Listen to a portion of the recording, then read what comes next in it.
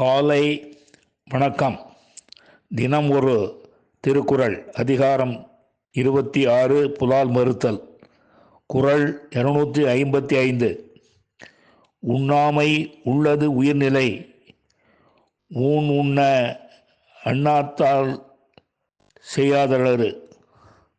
மீண்டும், உண்ணாமை உள்ளது உயிர்நிலை ஊன் உண்ண அண்ணாத்தல் செய்யாதளரு.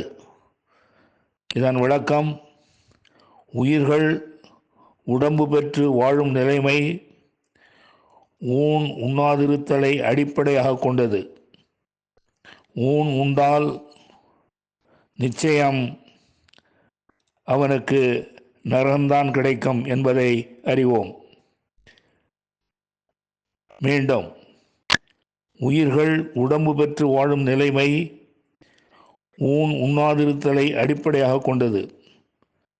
ஊன் உண்டால் அவனுக்கு நரகம்தான் கிடைக்கும் என்பதை அறிவோம்.